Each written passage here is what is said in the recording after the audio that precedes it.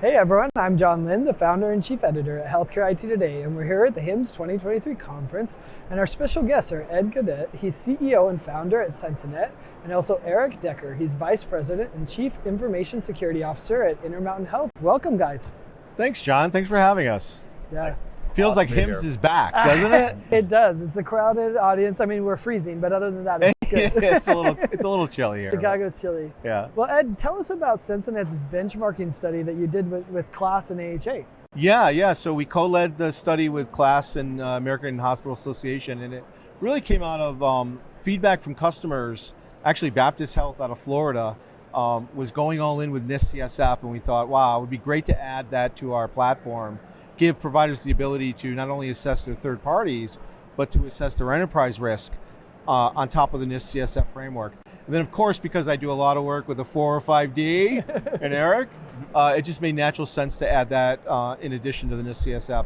So with those two things together, we began taking it on the road, talking to customers about how they would use it. And actually, Eric was the inspiration for adding organizational benchmark data to the actual platform, which would enable organizations such as Intermountain Health and Baptist Florida and others to assess themselves and look at their results against the peers within the industry and look at how much they were spending, how they were organized across their organization as it related to cyber, for example, where medical devices were within the organization, et cetera.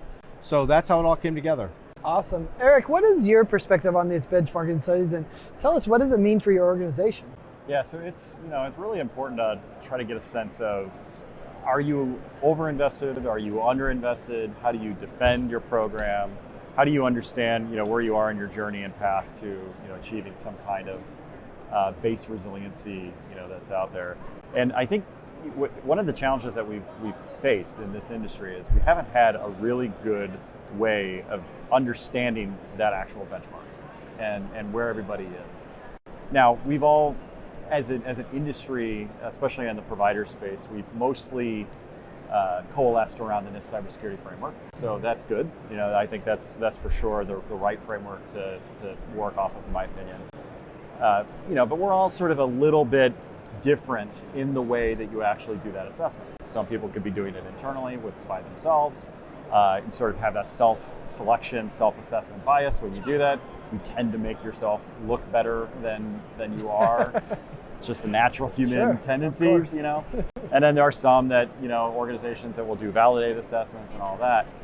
But the challenge with all of that is when you're trying to make a comparison between my organization and another organization, and everybody's tool and rubric is different, even though the framework is the same. If the tool and rubric is different, it's not a really fair comparison. It's not apples to apples. It's almost like a 20% plus or minus error ratio, which means 40% of the whole thing is wrong. So the beauty of the landscape, the benchmarking study that Ed did is it's all consistent in how we went through the process and asked those questions. There's like 800 questions or something like that. And I mean, it's exhaustive. I mean, it is a lot, that goes into it. And, on a 1 to 4 Likert scale that shows, what kind of coverage you have. And I think this is absolutely the right way to do it, because cybersecurity is all shades of where are you on your journey.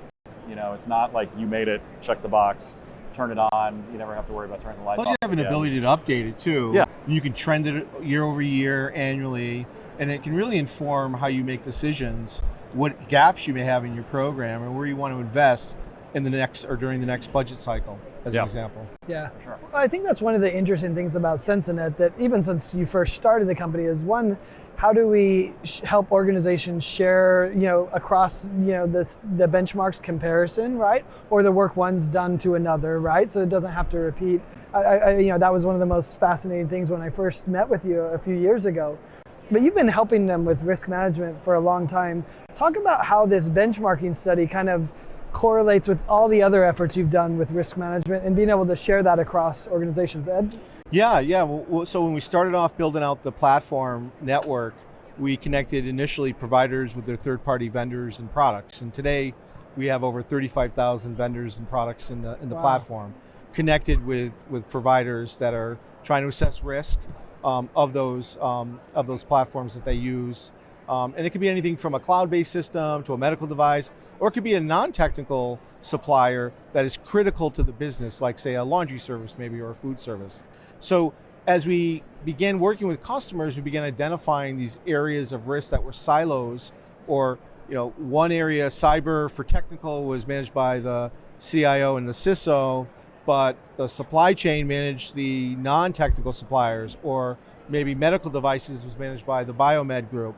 So being able to bring all this together under one pane of glass and have complete visibility, and then take action on the data. So as we see risks come up, be able to understand what they are, how they affect us, and then take that next best action to remediate or mitigate that risk accordingly. So for us, it just became natural to start adding other areas of risk, like enterprise level risk, which is really the base for the cybersecurity benchmarking study. Interesting. Eric, what would you add? And talk to us about how kind of sharing that burden with Sensinet and even other organizations is beneficial using their platform. Yeah, so I think, first of all, it helps level set where we are in our journey, where our investments are. I think one of the things that's really important to know is healthcare has, generally speaking, across the board, I'm not speaking about Intermountain, but generally speaking as an industry, been underinvested in this space.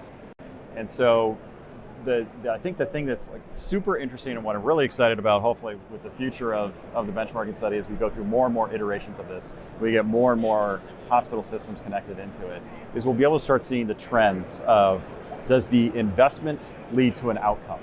And if the outcome is coverage of HICCUP or coverage to the NIST cybersecurity framework, and that's a proxy to better resiliency and better protection, that's what we want to be able to see. Yeah. Now, of course, these are journeys. Like you get investment day one, outcome could take 3 years. Sure. And so when you do these studies, you might see one side of it where it's like, well, the investment looks really high, but the outcome doesn't. It's not there. So, we're not doing a good job. Well, that's not necessarily true. You have to know where you are in the life cycle of where things are. So you got to be careful not to lead with the data too much, but it really does help understand, in the grand scheme of things, where is it? Where do we sit? And uncover some really interesting correlations about the relationship of the work that's being done in certain areas of cyber, like for example, medical devices, right? What some of the correlation we found is that for organizations where the CISO, where the security of medical devices is organizationally under the CISO, they actually have more coverage than if it's being managed somewhere else. So those interesting correlations really provide insight into how an organization can really structure for success and remove inefficiencies that may exist within the enterprise. Yep. Awesome. Well, one of the big news leading into HIMSS really here is the HHS 405D Hospital Cyber Resiliency Initiative Landscape Analysis. Is that that sounds like a government term? Put that in one long acronym. Yeah, I think everyone's just calling it 405D, Yeah, right? right. It came out. Talk to us about the significance of it. Yeah, so first of all, a little backstory. 405D is the joint partnership that exists between the industry and the federal government. It all sits within the cybersecurity working group of the Health Sector Coordinating Council. That's the thing that I chair. Okay. I'm the chairman for that. I'm also the co-lead of the 405D task group. And the original publication of 405D was the Health Industry Cybersecurity Practices, or HICCUP, HICCP. So what we just released yesterday was the update to HICCUP, so HICCUP 2023, and then right beside it was equally as deep a study, which is a landscape analysis, which was studying the U.S. hospital systems and sort of how we are, where our state of things are from a cyber resiliency perspective. So when we're looking at this specifically around how are we getting beat, how are the adversaries beating us and causing disruptions to the point of potentially causing patient care or patient safety issues and that vein. It was not a study into how we're managing data security and privacy and confidentiality. Those are for sure risks that we have been managing for over almost 2 decades now, but really focused in on operations, continuity of operations, resiliency, and so forth. So that analysis actually leveraged the Sensinet AHA class study. It also leveraged another study from Chime, the Most Wired survey. We conducted 20 conversations with hospitals in the process to kind of vet like what we were seeing. We took an adversarial mindset, so we looked at FBI, reports, HC3 reports, CISA reports, open source intelligence. What are the vectors that the attackers are getting in? And then we compared that to what the state of resiliency looks like. And so the result of all of that was essentially some findings that show certain areas that need urgent help or urgent attention. Sure. Certain areas that we've actually made significant progress on, which is good. Like we want to be able to see that progress happen. And then some stuff as well that is important, but maybe not so right now. And so like that's going to turn into future forward thinking treatment plans, like what are we going to do about all of this Sure. at this point? Treatment plans for cybersecurity. I know, how like about that? That's a We good diagnosed touch. the problem with the landscape analysis. Yeah, uh-huh. Now let's treat it. Nice, that makes sense. And what does that mean for Sensinet, Ed? I mean, how are you looking at this 405D results? Yeah, so myself and others on my team, we actually give back to industry by spending time with the 405D, as well as the Health Sector Coordinating Council and the different task groups and working groups. So I work on supply chain risk management. I've done work with the model contract language for medical devices, and there's a bunch of other things. But I love the public-private partnership of folks coming together. It really is representative of that shared mission that we have that you don't really have in any other industry. Like everyone's a patient, everyone knows a patient, Right. and we all want to do what's right for the industry, and we all want to protect patient safety. So for us, it's nice because it really not only supports our vision, but it also supports our mission and everything we do and how we think about building our products, working with our customers, and then giving back our time to industry. Yeah. It's interesting how in cybersecurity, competition isn't a thing, right? Like we all want everyone to be safe Right. and secure, and That's if right. they're vulnerable, that may make Yeah. me vulnerable. So I could throw a little quote Yeah. out. The previous national cybersecurity director, Chris Inglis, before he left, he was in charge of trying to coordinate the cohesiveness around all 16 critical infrastructure that exists. And one of the things he threw out there, one of the charges that he rallied, the rallying cry, was we need to set the system up in such a way that you have to beat all of us to beat one of us. That is such a cool rallying cry. That's exactly what this should be. We should all be in this together as a coordinated defense against the people trying to cause harm. And we can't do this one at a time. One organization can't take on Russian-speaking countries that have advanced persistent threats that come in and try to take this stuff out. You've got to coordinate. We've got to share that information up and down between the federal government and us. We got to share that information, across the sectors in real time and action. It's got to be actionable. Yeah, and remove as the associated to friction, it. Yeah. remove the bureaucracy, Yeah. and because ultimately we want to protect patient safety, we want to protect patient care, and these bad guys are relentless. They keep coming and coming. They're shutting down clinics, they're shutting down health systems, they're diverting care. I mean, if you're in that ambulance and that your hospital gets hit with ransomware and now you got to be diverted 40 miles out, that could be a problem. Yeah. So this is really personal when Yeah. it comes down to it. yeah. Well, any final thoughts, Eric, on kind of how people on the front line should be approaching cyber resiliency? You've mentioned a few things. One's collaboration, another standards.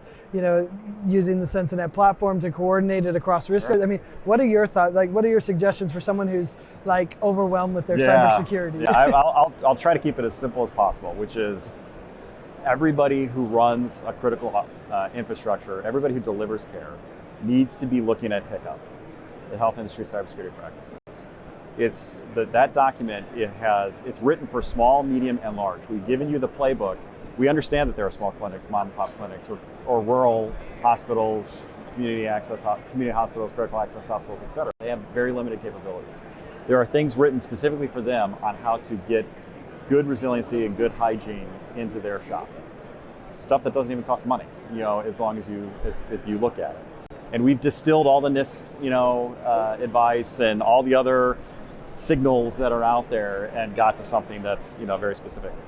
There's even other good impetus on doing this, which is if you implement HICCUP and you can demonstrate implementation of HICCUP for 12 months and you get hit, then OCR is required to consider your adoption of HICCUP pursuant to a new law, Public Law 116321, in their enforcement action. What that means, that's what the law says, what that means is if you've done this, you're very likely going to get a pass, from enforcement. It's like there's a get out of jail free card. Yeah. To some extent. well, I know you don't we want got to to be say careful. It's not that. But it's an incentive. It's a great incentive, actually. And there are more incentives coming. Yeah. There's more incentives we're working on, but it's all centered around Hiccup. And so Everyone Yeah. knows that the risk is you're going to probably get hit. Yeah. But when you do, as long as you're doing the right things and you're assessing risk and you've got controls in place and your people are trained, then why should you be fined? Yeah. You've already gotten hit. You've already taken on the Yeah. damage. and you don't need to reinvent this. That's right. Like it's here. It's you know? here. That's So- beautiful. And I think that is what people are looking for, because there are risks and they're going to, you know, we say now in security, it's not if, but when It's you're when. going to be hacked. Exactly. And so it's like, did you do the right things in place? So Yes. that is a really Yep. incredible incentive. Yeah.